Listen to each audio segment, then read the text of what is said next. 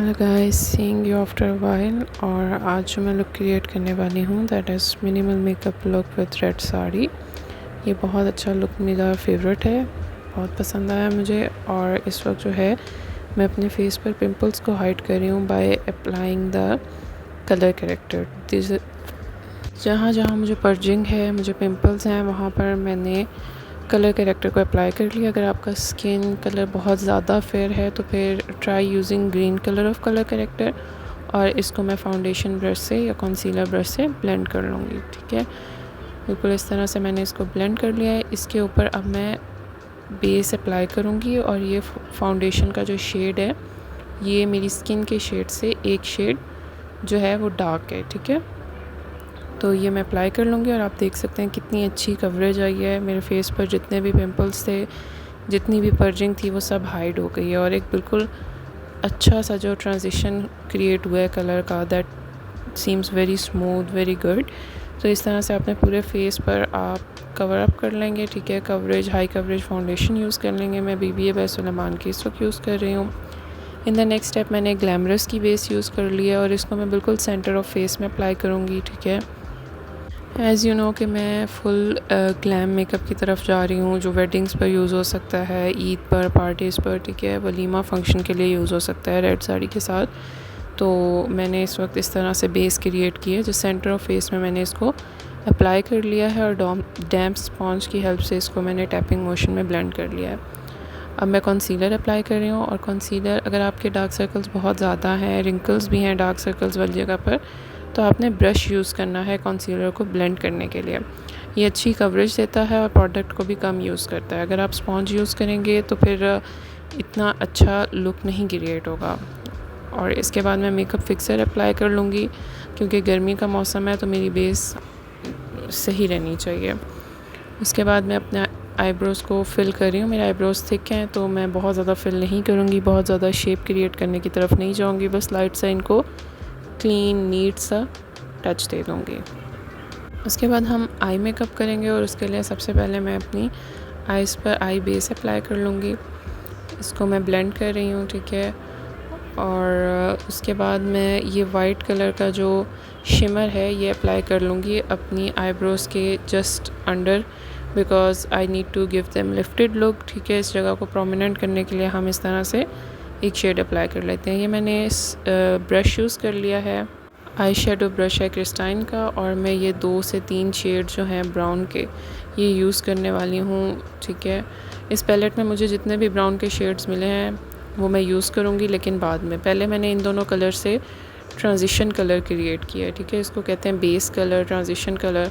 और उसके ऊपर मैं यही 2 शेड्स यूज़ करके तो ब्लेंड कर रही हूँ प्रॉपर आई शेडो को। आपने भी इस तरह कर लेना है। आप सारे जितने भी पैलेट में मेरे पास ब्राउन शेड्स थे ना, उन सबको मैंने ब्लेंड करके तो अप्लाई कर लिया अपनी आइज़ पर, क्योंकि मैं जो हूँ न्यूड लुक क्रिएट करना चाह रही हूँ। ब्राउन शेड का आई शेडो में आइज़ को थोड़ा हैवी रखूँगी, लाइक थोड़ा डार्कर शेड दूँगी, और लिप्स को अपने बिल्कुल न्यूड रखूँगी। इसलिए मैंने ब्राउन की ये शेड्स यूज़ किए हैं। कॉर्नर में मैं ब्लैक कलर का आई शेडो यूज़ कर रही हूँ लिफ्टेड लुक देने के लिए। ठीक है, जो आजकल ट्रेंडी लुक भी यही है कि कॉर्नर में ब्लैक पेंसिल यूज़ कर लेते हैं या आई शेडो कलर यूज़ कर लेते हैं। इसको मैंने ब्लेंड कर लिया है और मेरा आई मेकअप जो है दैट इज़ ऑलमोस्ट कंप्लीट। और ये मैं अपनी अपर लैश लाइन को टाइट लाइन कर रही हूँ using the black I pencil. इससे बहुत डिफरेंस क्रिएट होता है और वो वाज़े पता चलता है।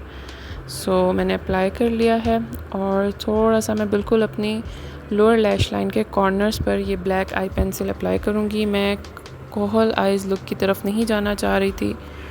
और अब इसको मैं लोअर लैश लाइन पर इस जो लाइट सा ब्राउन शेड है ब्राउन्ज़र का मेरे पास, उसके थ्रू ब्लेंड कर लूँगी। आप वही ब्राउन शेड भी यूज़ कर सकते हैं लोअर लैश लाइन पर अप्लाई करने के लिए जो आपने आई शेडो के लिए यूज़ किया था। So my eye makeup is almost done. उसके बाद मैं कॉन्टोर कर लूँगी। कॉन्टोर मैं हैवी करूँगी क्योंकि मैं अपने फेस को जो हूँ थोड़ा लिफ्टेड लुक देना चाहती हूँ। मैंने जॉ लाइन को कॉन्टोर कर लिया है और चीक बोन को भी कॉन्टोर कर लिया है। ब्रॉन्ज़र यूज़ कर रही हूँ उस वक्त मैं, और आप क्लियरली डिफरेंस देख सकते हैं कि इससे कितना ज़्यादा डिफरेंस क्रिएट होता है। इसके बाद मैंने ये 2 शेड्स यूज़ करनी है ब्राउन के ब्लश ऑन के लिए। और ये भी मैं न्यूड शेड में ही यूज़ कर रही हूँ, ठीक है, क्योंकि मैंने आई मेकअप थोड़ा सा हैवी किया है, तो बाकी मेकअप को मैं लाइट रखूँगी। और मेरी जो साड़ी है वो बहुत ब्राइट कलर की है, ब्राइट रेड कलर की, तो मेरी कोशिश यही रहेगी कि मैं नो मेकअप लुक की तरफ ही जाऊँ। अब ये दोनों शेड्स मैं शिमर के अप्लाई कर लूँगी। आपने प्लेसमेंट देख लेनी है। I am applying it high on my cheek bones, ठीक है, इससे बहुत अच्छा लुक क्रिएट होता है, इसलिए मैं इस प्लेस पर शिमर अप्लाई करती हूँ। यू कैन सी कि शिमरी फेस हो गया मेरा। इसके बाद मैं लिपस्टिक की तरफ जा रही हूँ और लिपस्टिक में मैं ये बिल्कुल न्यूड शेड यूज़ कर रही हूँ। It is almost like the shade of concealer, ठीक है। तो ये है लिपस्टिक, लेकिन इस इतना लाइट शेड है दैट इट सीम्स लाइक कि मैंने कॉन्सीलर अप्लाई किया हुआ है। सो पहले मैं ये शेड अप्लाई करूँगी और इसके ऊपर मैं थोड़ा सा डार्कर शेड ब्राउन कलर में अप्लाई कर लूँगी या न्यूड शेड में अप्लाई कर लूँगी। लुक मुझे जो चाहिए that is minimal no makeup look.